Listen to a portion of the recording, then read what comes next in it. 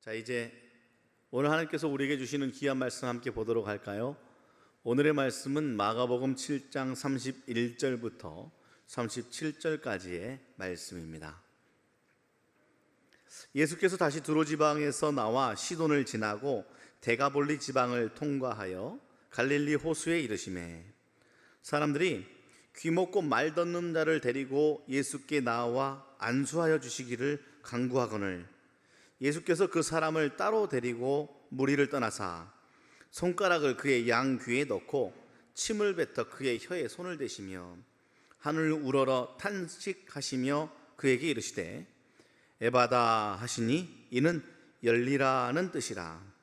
그의 귀가 열리고 혀가 맺힌 것이 곧 풀려 말이 분명하여졌더라. 예수께서 그들에게 경고하사 아무에게도 이르지 말라 하시되 경고하실수록 그들이 더욱 널리 전파하니 사람들이 심히 놀라 이르되 그가 모든 것을 잘하였도다.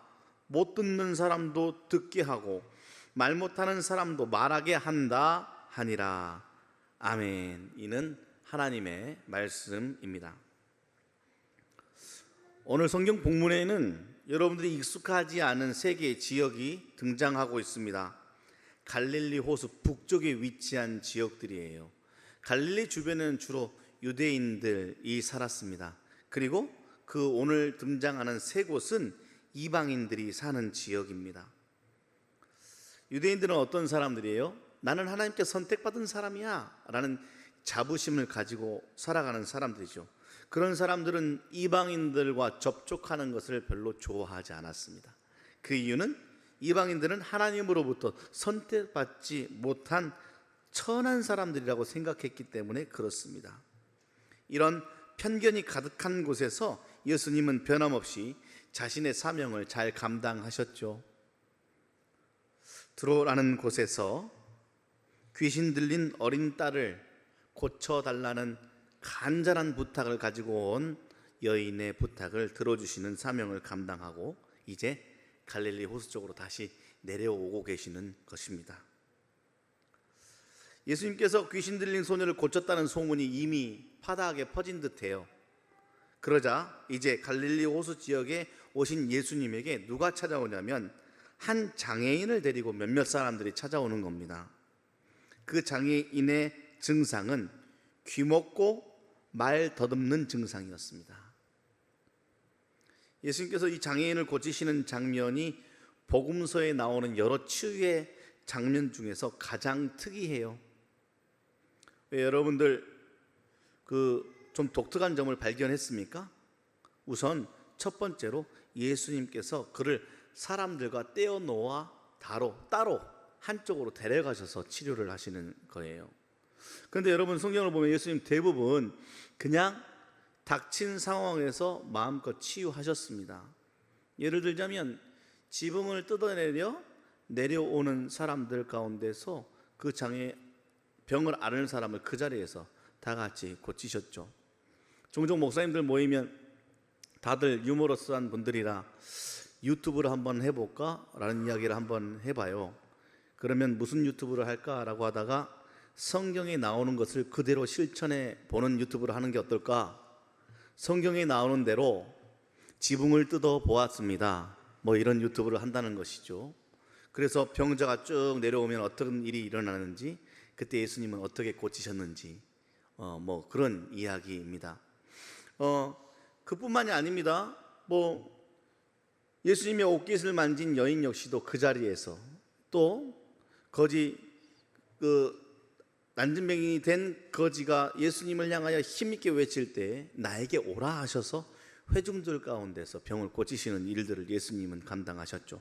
근데 오늘 독특하게도 귀먹고 혀가 맺힌 장애를 앓고 있는 이 사람은 사람들로부터 따로 떼어서 데리고 가셨습니다. 그리고 예수님의 치료 방법 역시도 독특해요. 예수님께서 손가락을 그 사람의 양귀에 넣었답니다. 성화들을 찾아보니 대부분 이렇게 그려놓았더군요. 넣었다라고 하니 이렇게가 아니라 귀 안에 손가락을 넣은 모습을 상상하게 됩니다. 그리고 이어서 혀를 고치시기 위해서 예수님께서 침을 손가락에 묻힌 다음에 그의 혀에 댔다라는 치료 방법이 나오고 있습니다. 어떤 느낌이 드시나요? 더럽다라는 느낌이 들지 않습니까? 네. 그런데 예수님은 이 독특한 방법으로 그를 고치시는 장면이 오늘 본문 세세히 표현되고 있지요. 고대 사람들은 사람의 침에 치유의 힘과 축기의 힘이 있다고 믿었다고 해요. 성경학자들의 연구로는. 그러고 보니 저 어렸을 때 이렇게 여름이 다가와서 모기가 생기기 시작하면 모기에 물리면 우선 물린 부분이 부풀어 오르잖아요. 손톱으로 십자가를 우선 그리던 독특한 습관이 있었습니다. 그런 다음에 성경이 나오는 것처럼 침을 발라 치료를 하면 왠지 간지러움이 스르르 잠드는 듯한 느낌을 받았던 적이 있어요. 저만 그랬던 거 아니잖아요, 그렇죠? 예. 오늘 그 장면을 34절이 이렇게 묘사하고 있어요. 우리가 지금 말하지 않은 예수님의 어떠한 부분이 여기에 표현되고 있습니다. 오늘 보면 34절의 말씀을 한번 다 같이 읽어볼까요? 시작. 하늘을 우러러 탄식하시며 그에게 이르시되 에바다 하시니 이는 열리라는 뜻이라. 예수님께서 우선 탄식하셨답니다.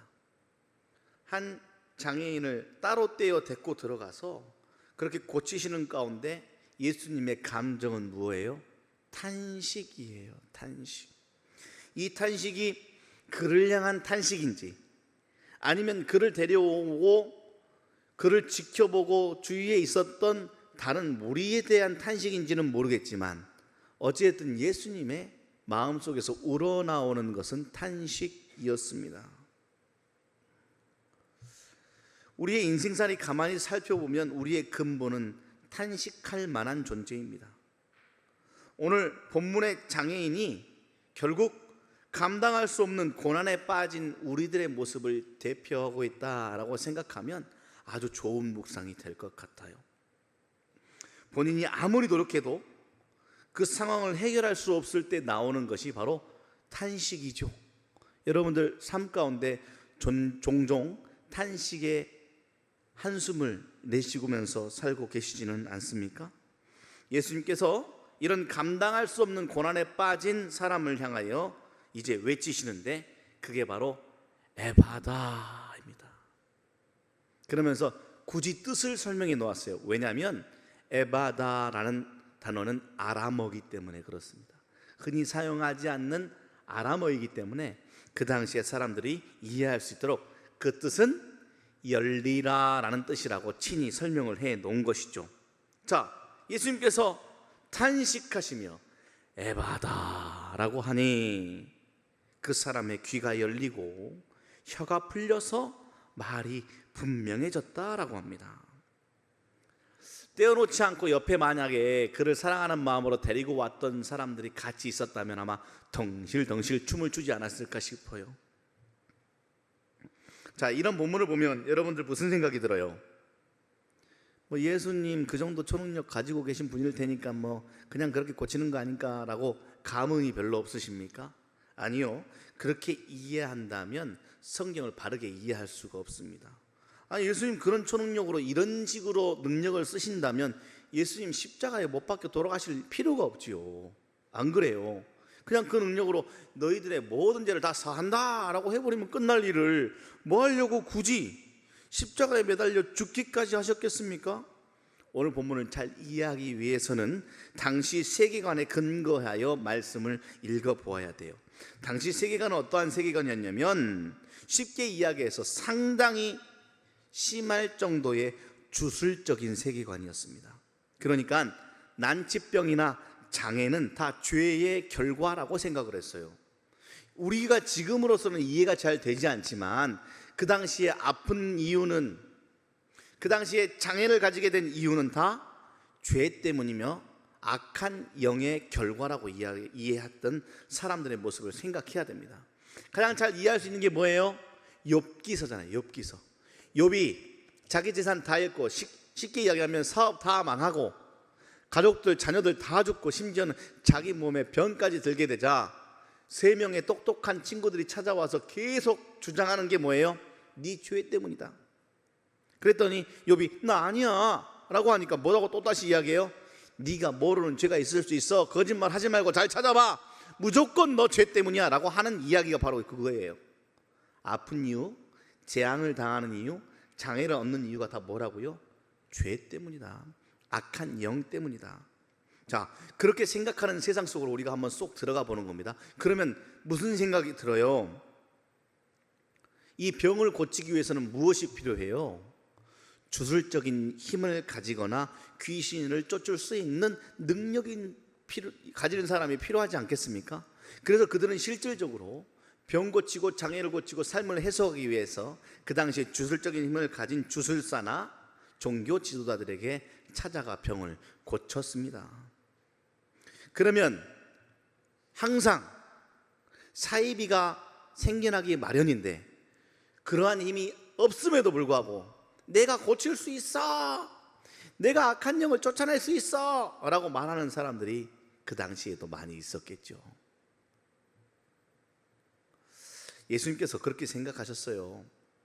혹시 너희들이 나에게 나타나는 하나님의 능력을 한갓 사이비들이 들고 나온 사기꾼과 같은 힘이라고 생각하지는 않을까? 한갓 종교 지도자들의 안내 정도로만 생각하지 않을까? 라고 염려하시어 오늘 병고침 당한 사람에게 이렇게 이야기하죠. 소문내지 마 라고 이야기하는 겁니다. 근데 놀랍게도 어떻게 소문내지 말라고 하면 그 소문은 더 잘 퍼지는 걸까요? 그 소문이 쫙 퍼져서 오늘 우리가 이 본문을 접하고 있는 것 아니겠습니까?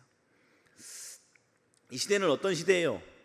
병을 고치는 일을 지금은 퇴마사나 종교 전문가가 하는 것이 아니라 과학적 훈련을 받은 의사가 감당하고 있지요. 저는 그래서 의사가 하는 일 역시도 참 거룩한 일이라고 생각하고 있습니다. 그런데 문제는 그러한 수단이 돈을 버는 수단으로가 거룩함이 깨어지는 것이 문제이죠. 의사뿐이겠습니까? 여러 가지 여러분들에게 맡겨진 하나님의 사명들이 의미 있게 거룩하게 잘 감당되어진다면 여러분들은 참 좋은 하나님의 사람인 줄 믿습니다. 그 거룩한 사명과 은사가 단지 나를 드러내는 욕심에 딱 꿰어져 버리지 않도록 삶을 잘 점검하는 이번 한 주간이 되시기를 바랍니다. 그래서 오늘 성경 설교의 제목이 무엇이 기적입니까? 아니겠습니까?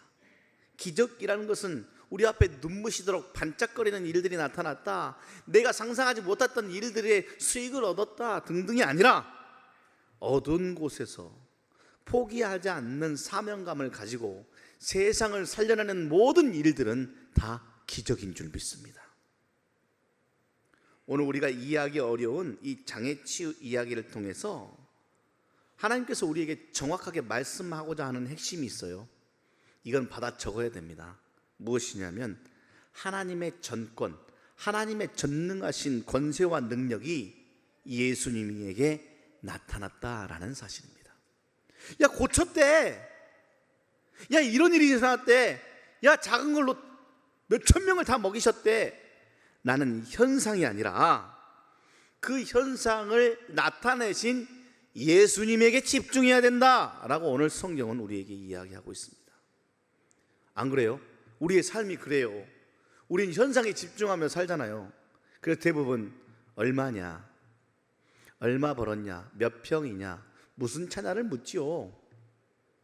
청년의 세대 때는 예쁘냐를 묻습니다. 잘생겼니? 라고 묻습니다. 그러면 뭐 다 용서된다라고 이야기하지요. 근데 그게 맞습니까? 오늘 성경은 일어나 있는 현상, 눈에 보이는 것이 아니라 그것을 이루신 예수님께 집중해야 된다. 그러면 그것이 기적임을 알게 되는 놀라운 삶이 펼쳐질 것이다 라고 이야기하고 있는 것이에요. 한번 보겠습니다. 이사야 35장 4절부터 6절까지에 나온 이사야의 노래입니다. 하나님이 오사, 무엇이에요? 하나님이 어떻게 한다고요? 온다고 하네요. 너희를 구하시리라. 이게 지금 하나님의 전권, 하나님의 궁극적으로 이루고자 하는 하나님의 목적입니다. 이게 예수님을 통해서 이루어졌잖아요. 오시어 구원하셨습니다. 5절 보시죠. 그때에 맹인의 눈이 밝을 것이며 못 듣는 사람의 귀가 열릴 것이며 쭉 지나 말 못하는 자의 혀는 노래할 것이다.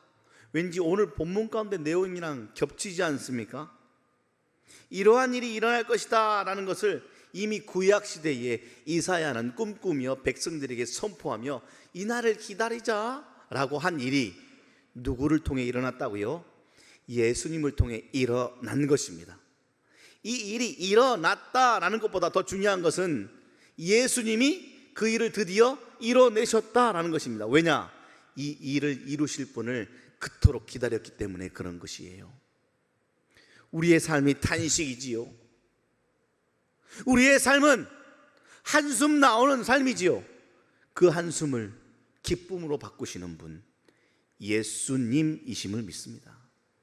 우리의 탄식을 찬양으로 바꾸시는 분, 예수님이신 줄 믿습니다 라는 예수님에게 꽂혀야 하는데, 우리는 찬양에 꽂히고 기쁨에 꽂히다 보니 삶의 목적이 행복입니다 라고 말해버리는 거예요. 행복, 구원, 영생은 결국 예수님이란 열쇠를 통해서 열리는 은혜라는 것을 우리는 잊지 말아야 합니다. 하나님은 오시는 분이십니다.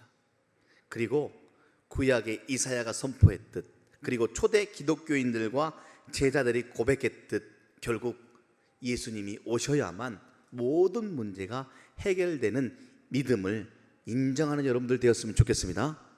세상은 자꾸 이야기하죠. 아니야 네가 잘하면 돼, 마음먹은 대로 되는 거야 라고 이야기하죠. 그래서 자꾸 무엇을 해야 돼요? 내 힘을 키우는 작업을 해야 되고 나의 영역을 확장시키는 일에 모든 삶의 힘을 다 갖다 쏟아 부어야 됩니다. 그러한 기준 말고 성경의 기준대로 그러한 것 뿌리 안에 예수라는 뿌리로부터 나오는 모든 것들만이 참된 것이야 라는 것을 설명하는 하나님의 음성을 오늘 열린 귀로 민감하게 받아들이시는 여러분들 되셔야 할 것입니다. 사랑하는 여러분, 참된 기정은 영혼의 귀가 열리는 것입니다. 한 번만 따라해볼까요? 영혼의 귀가 열리는 것이다. 영혼의 귀가 열려야 육신의 귀도 열리기 때문에 그렇습니다. 육신의 귀가 아무리 좋아도 못 듣는 사람은 못 들어요. 우리가 눈이 있어도 못 보는 것입니다. 그래서 제 스승은 늘 이렇게 이야기했어요. 잘 봐야 된다. 보고 싶은 것만 보면 안 된다. 다 봐야 된다. 그것이 잘 보는 것이다. 그리고 두 번째로는 잘 들어야 된다. 듣고 싶은 것만 듣는 것이 아니라 들리는 소리를 잘 들을 수 있어야 된다 라고 이야기하더라고요. 근데 가만히 생각해 보니 우리 눈 있고 귀 있죠. 오늘 본문에 등장하는 인물처럼 귀가 혀가 맺힌 사람이 아닙니다. 마음껏 말할 수 있고 듣고 볼 수 있는 사람들인데 정말 잘 보고 잘 듣고 잘 말하고 있는지는 생각해 봐야 될 문제입니다. 본문을 읽으면서 이런 묵상을 한번 해봤어요. 여기에 나오는 장애를 앓고 있는 이 사람이 처음부터 귀가 먹고 말을 못하는 사람이었을까? 라고 한번 모든 것을 갈아엎어서 다시 한번 묵상해 보았습니다. 피치 못할 사정으로 아무것도 듣지 않고 아무 말도 하지 않기로 작정한 사람이지는 않았을까? 이 시대가 그래요. 수많은 상처와 아픔 때문에 안 들으려고 하고 말하지 않기를 작정한 사람들이 참 많아지는 시대가 되었습니다. 그렇게 살다가 하늘을 우러러 탄식하시는 예수님을 만나서 귀와 입이 열리게 된 것은 아닐까. 미국의 한 공립학교 특수학급에서 말을 하지 않는 소녀가 한 명이 있었어요. 8살 소녀 엘라라는 소녀였어요. 눈도 잘 마주치지 않아요. 그리고 매일 같은 표정이에요. 웃지도 않고 찡그리지도 않아요. 교사들과 부모가 무엇을 하고 이야기했냐면 자폐 스펙트럼이다 라고 진단을 하고 그저 보호하고 건드리지 않는 수준으로 그와 함께 수업을 해 나갔습니다. 그러던 중에 음악 시간이 됐네요. 선생님이 아이들에게 자유롭게 피아노를 누르면서 소리를 내보라고 했어요. 막 우당탕탕 장난치는 분위기 가운데 갑자기 말하지 않던 엘라가 피아노 소리를 듣더니 허밍을 하기 시작하는 거예요. 그때 얼음땡 한 것처럼 모두 정적이 흐르기 시작한 겁니다. 선생님이 의아해서 다른 음을 눌러보자 또 엘라가 그 음에 맞춰서 허밍을 하는 거예요. 따라라라 이렇게 멜로디를 넣어보니 엘라가 그 음에 맞춰서 노래를 하기 시작하는 거예요. 말하지 않았던 맺혔던 혀가 풀리듯 엘라가 소리를 느끼고 세상을 듣기 시작하고 느끼기 시작하는 듯한 느낌을 받은 선생님이 이제 매일매일 엘라를 따로 피아노 앞에 데리고 가서 특별한 시간에 계속해서 피아노와 함께 말하고 혀가 풀리는 훈련을 하기 시작했습니다. 그렇게 몇 달이 지나자 엘라의 입에서 처음으로 선생님이라는 단어가 나오기 시작하는 거예요. 그렇게 어눌했던 입이 말을 하기 시작하면서 나중에 엘라가 선생님께서 내 귀를 열어주셨고 내 입을 열어주셔서 내가 지금 이렇게 말을 하는 세상과 소통하는 삶이 열리게 되었습니다 라고 이야기하는 것 아니겠습니까? 본문 속 장애인처럼 이 소녀도 침묵의 사람이었어요. 혹시 여러분들은 무엇을 침묵하고 있습니까? 여러분들은 무엇이 침묵되어져 있습니까? 여러분은 누구에게 침묵하고 있습니까?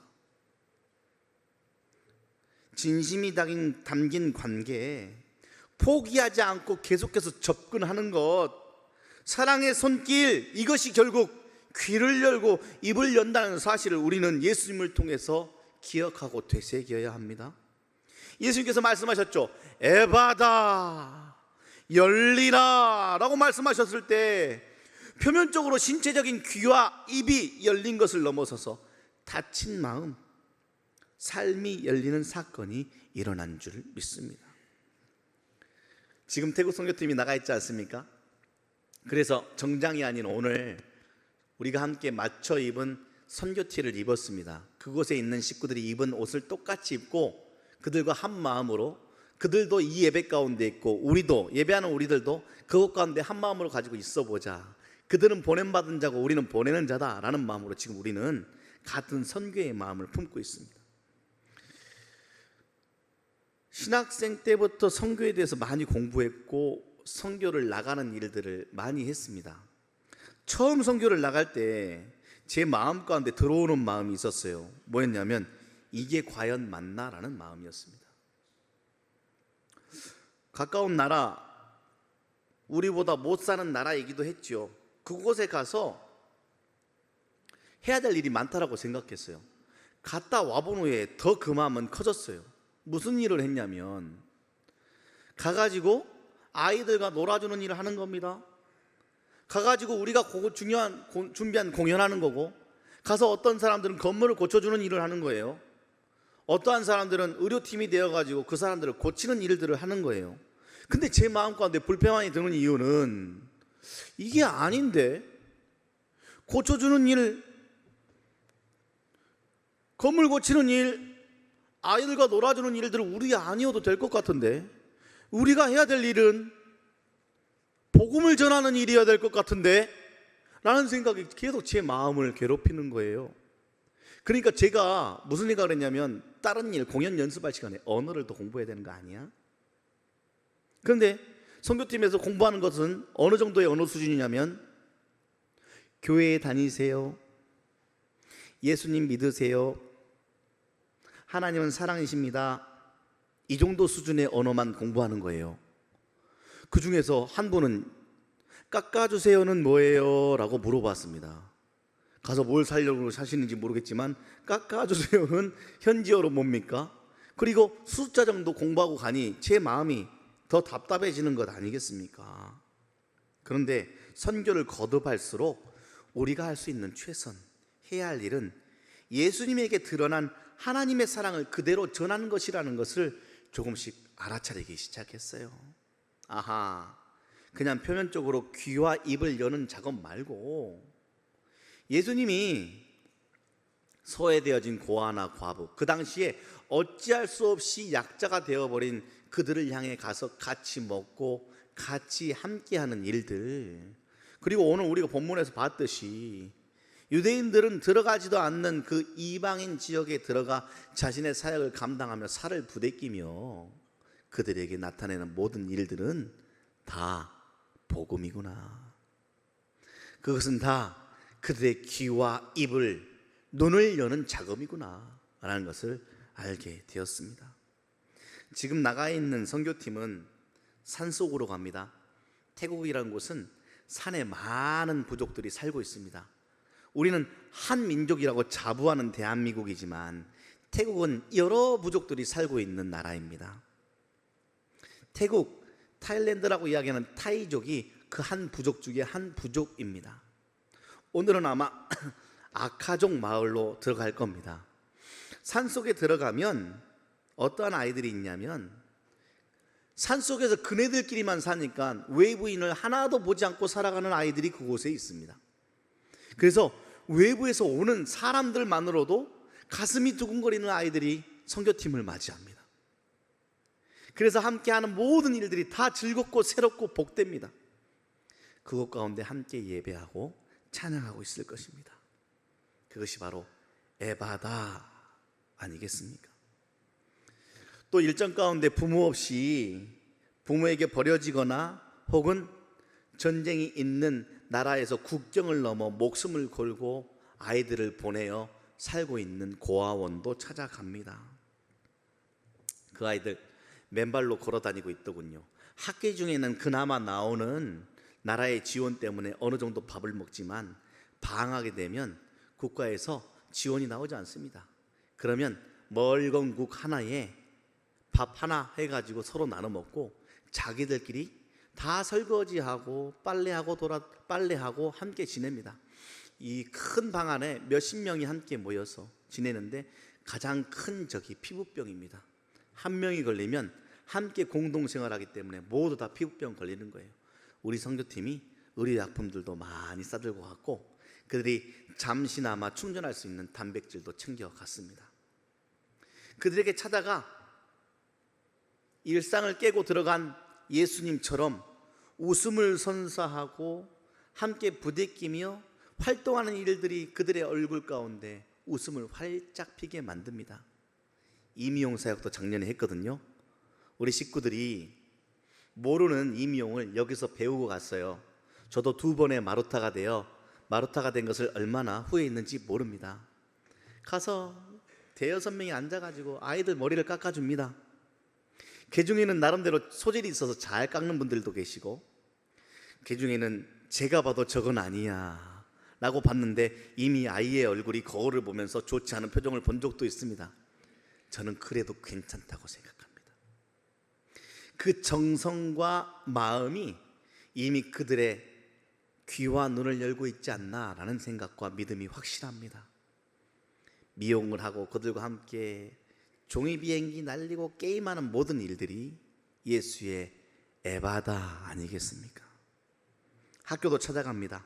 가치관과 세상을 공부하는 학생들에게 나가죠.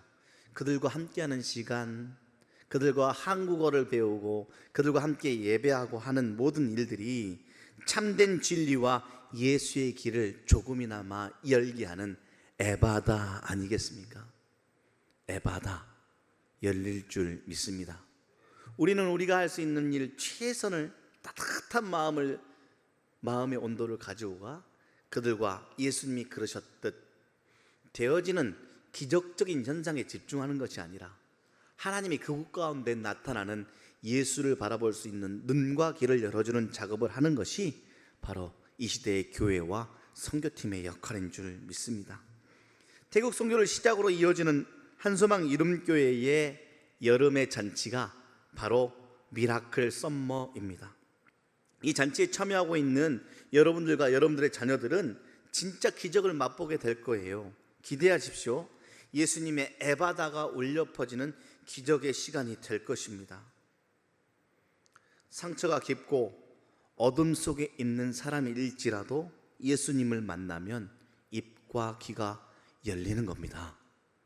저는 작년부터 하나님께서 이 교회를 세우시고 이 교회를 통하여 하실 일들을 하시기 위하여 사람을 모이게 하시고 모임을 통하여 이 사람은 이 사람에게 또다시 이 사람은 이 사람에게 그렇게 서로가 사랑의 끈으로 하나가 되어 이루어 가시는 하나님의 놀라운 에바다 사건을 보고 간증하는 사람 중에 한 명이 바로 저입니다.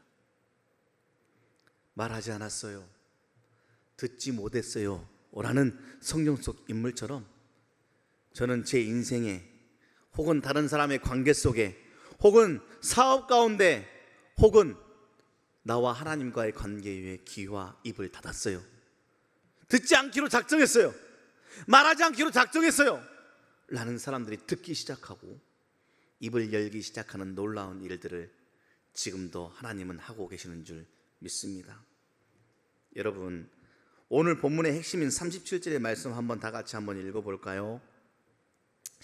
37절의 말씀 한번 주십시오. 시작. 사람들이 심히 놀라 이르되 그가 모든 것을 잘하였도다.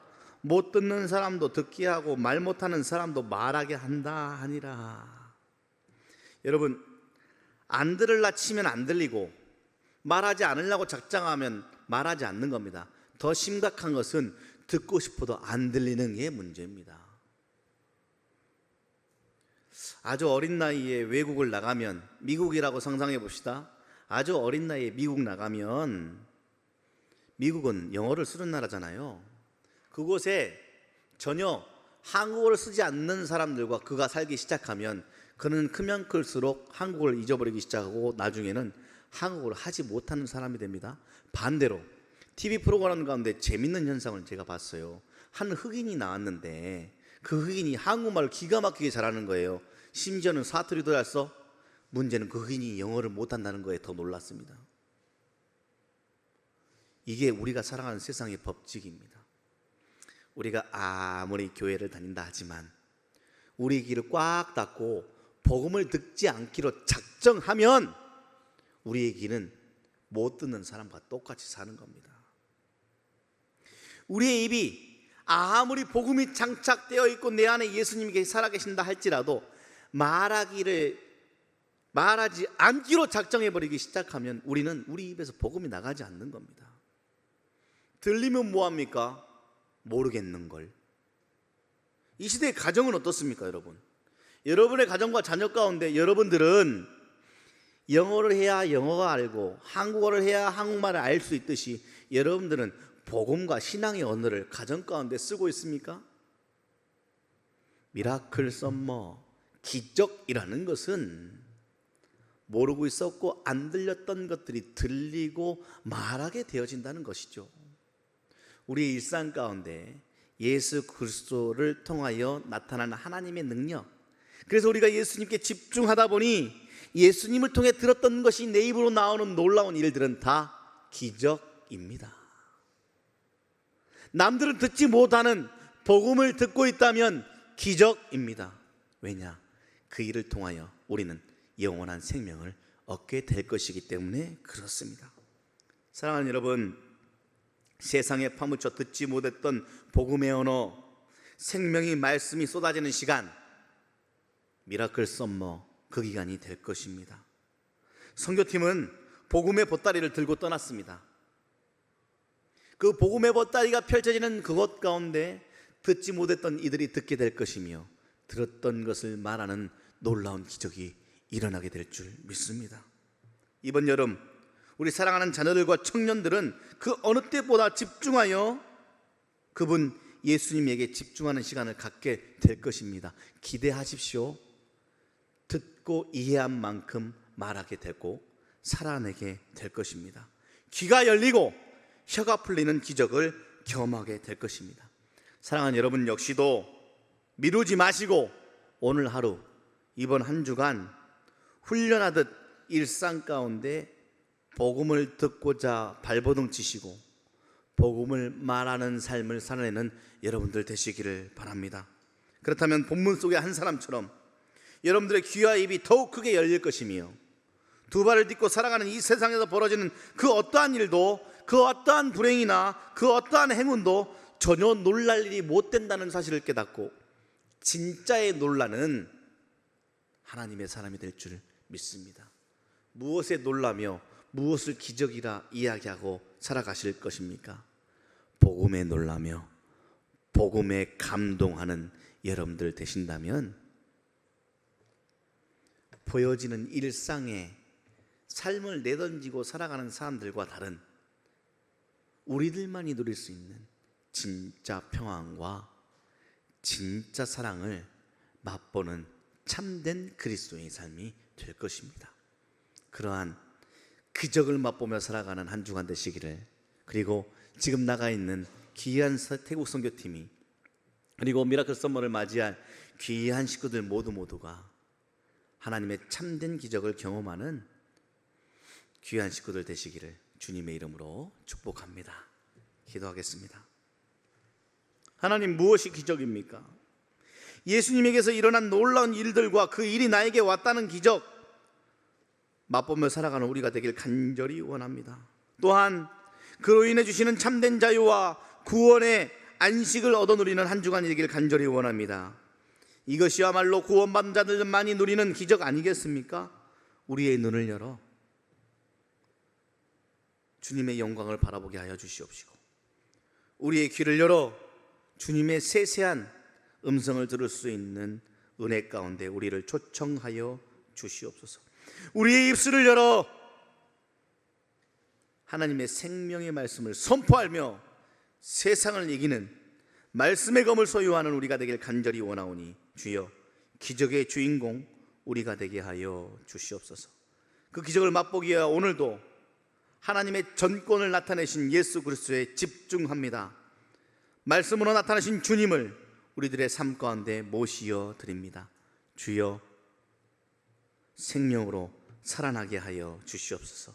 주여 이 예배하는 공간뿐만이 아니라 우리의 삶의 자리, 그리고 복음의 보따리를 들고 가 있는 그 태국 땅 위에 살아나는 역사, 에바다 열리는 은혜가 충만케 하여 주시옵소서. 예수님의 이름으로 기도합니다. 아멘.